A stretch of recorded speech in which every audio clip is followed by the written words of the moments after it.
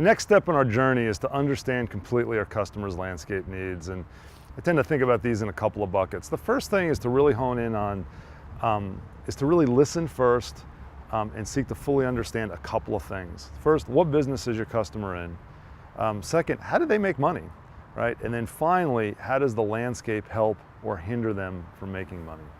So what are some examples of this? And it really differs by segment. If you're taking care of a retail customer, right, what business are they in? At the end of the day, they're in the business of renting space to tenants who sell their goods and services to the retail consumer. And I remember several years ago, we were working with a high-end mall owner, and he had done a couple of property visits with his team and was very down on the landscape, was very upset, said we weren't doing a great job. And we went back and we scrubbed every inch of that place. We made sure there wasn't a weed present. We made sure every flower looked perfect.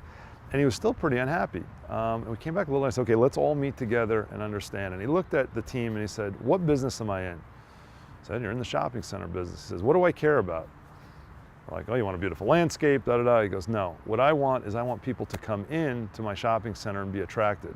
So I put my shopping centers on busy thoroughfares so they can do it, but what they need to see is signage. So let's go for a walk. And he took us on a walk of the exterior, and as we looked in, you could see that a lot of the signs of the stores were being blocked by the trees and the tree cover. It was something that hadn't even occurred to us, but what we hadn't really done is thought completely about what's this customer, what business are they in, how is the landscape helping or hindering them make money. In this case, because we were blocking the signage, we were hindering that trigger that our customer wanted to bring in people off the streets.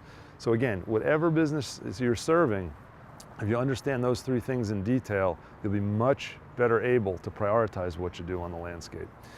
The other way to cut this or take a look at it is develop a full understanding of the needs of our customer's customer, right? Who are the decision makers and influencers and what do they care about? To me, in this category, HOAs are a great example, right? You may be working day to day with a property manager, you may be working with the head of a landscape committee, but at the end of the day, your customer's customer, the people you're really trying to serve, are the people out there in the community. And therefore, there's information requirements, there are things that you need to do to make sure the people in the broader community are happy so that the property manager working with and whoever's at the top of that food chain in the HOA make sure that they get what they need. One of our tests in this area, right, is if we're working with the property manager, we tell them work with Valley Crest because you'll get less what? You'll get less phone calls, you'll get less emails, you'll get less complaints because we understand your customer, right, and therefore we can make your life easier. And again, this goes in all segments. I think in the part of our business where we do snow services, right, we're taking care of a manufacturing facility. Our customer's customer ultimately is caring about getting those goods and services out on a 7x24 basis. We know we have to have first flight coverage so that they don't have their operations disrupted. So again, understand your customer's customer, think about what their needs are. It'll likely make your customer happy. A couple other just tactical things. One, never make the customer tell us the same thing twice. And I've seen this over the years again and again. When we're doing successful customer service, a number of people are going to interface with our customer. The account manager, an irrigation manager, a designer, the branch manager, the business developer early on in the process.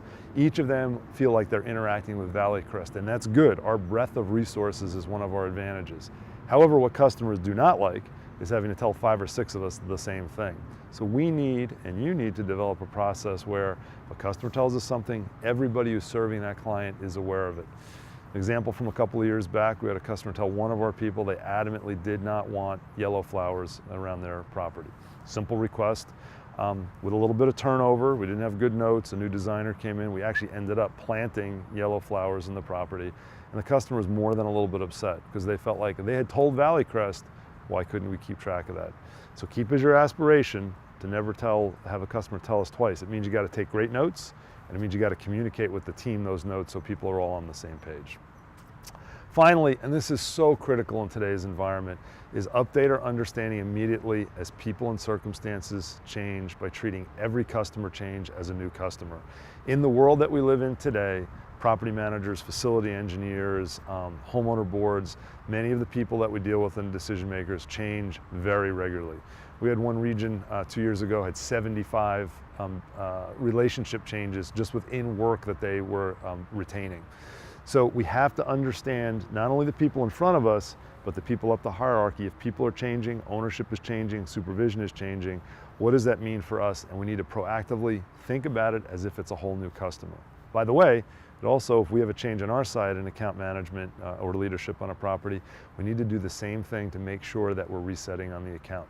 New customers come in, they have dramatically different needs. I was on a customer recently, for years they had wanted a very formal, very tight look. The new team came in and said, we hate it. We don't want that at all. We want this to be a natural flowing look. Okay, great. We can do that. We have no opinion one way or the other, but here's the process, and it's going to take time to get there. So again, also new people coming in may not understand the history of the property. There may be problems they had. There may be things that we proposed that the existing people didn't want, that the new people coming in may wonder why we didn't do, why we're not a better landscape company. So again, be really careful with these relationship transitions. If you see someone change, treat it like a new customer. So there's a lot to this, but after the first step, which is developing great personal relationships, the second thing is we have to really understand completely our customers' landscape needs.